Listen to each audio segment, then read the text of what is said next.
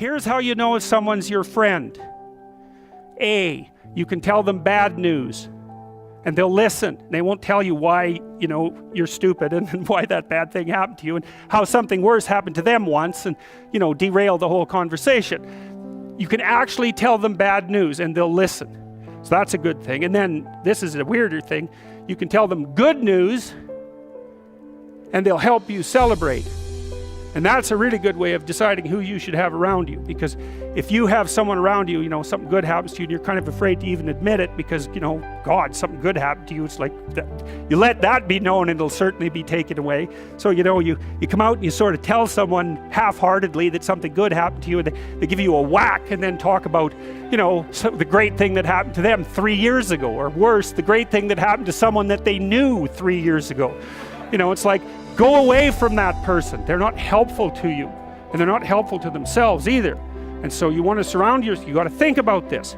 You got to surround yourself with people who want the best for the best part of you.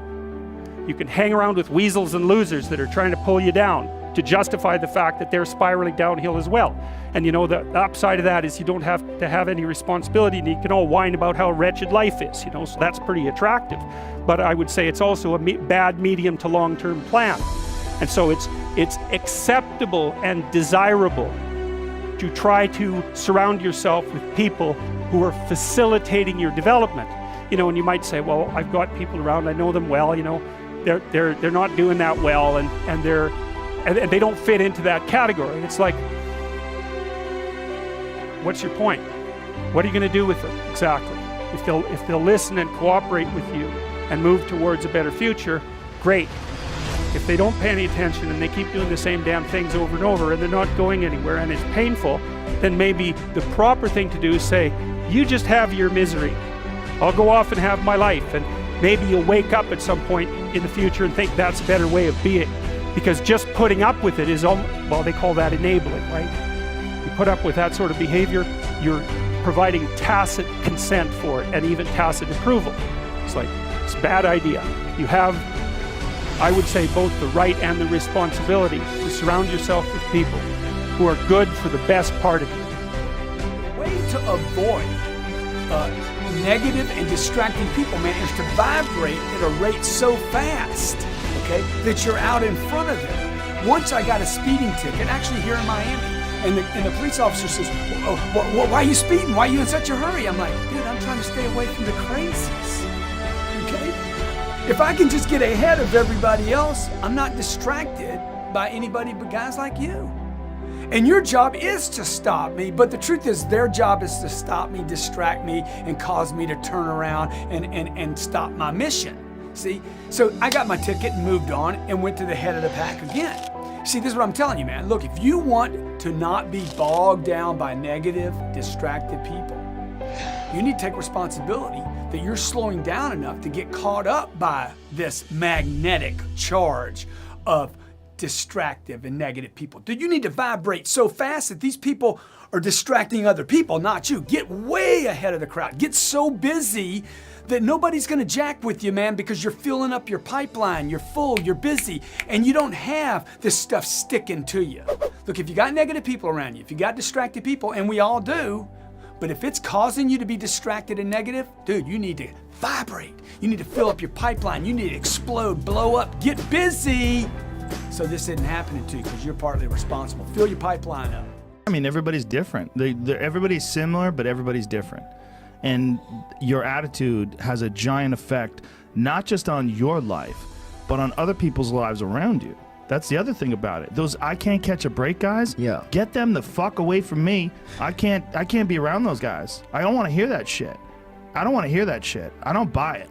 Because everybody has bad breaks. Yeah. I've had a shit ton of bad breaks. But you know what I did? I stayed up. Yeah. And I thought through it. And I figured out what the fuck I did wrong. And then I went back.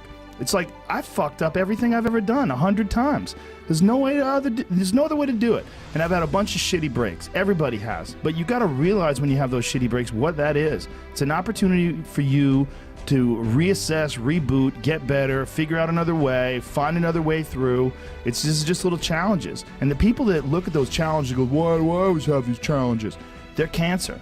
Those people are dangerous to be around. They will rob you of your enthusiasm. They don't give you any fuel. They're the opposite of fuel. Yeah. Like the fuel people, They're the hole in the the people tank. that are kicking ass. The people that are out there just fucking hustling. Always getting things done. That's how you do it. You go and get after it. You don't make any excuses. And those kind of guys are fuel.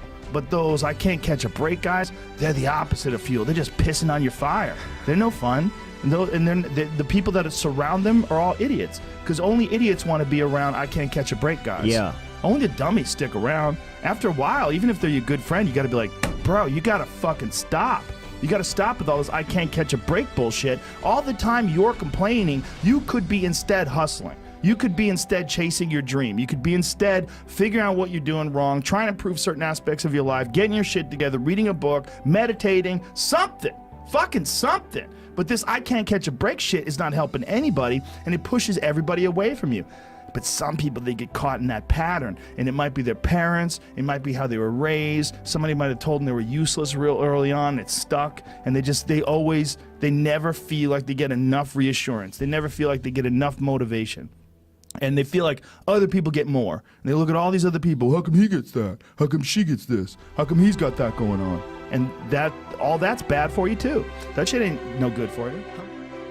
Stop worrying so much what people think of you. Some of you, you're so concerned of what people think of you that stops you. It limits you from taking action. Just think about it. Let me ask you this question. How many of you would be a lot more successful by now if you didn't care so much what people think of you? We're so concerned of what people think when it's actually, you're not the issue. You are not the issue. Let me give you an example. As you become more successful, guess what? You're gonna get criticism. You're gonna get haters. Nowadays, people believe whatever they believe. People believe what they watch on the TV is the truth. They believe what they see on the internet is the truth. When any person with any kind of intelligence that they know, anybody can post anything about you on the internet. Same thing with me. I have haters, a lot of haters. Do I care? Not 1 minute. Why would I let that bother me? Why wouldn't I just focus my time and focus on serving the people who like me and appreciate what I have to share? Who cares about those haters? And don't let that hold you back. Develop alligator skin. It doesn't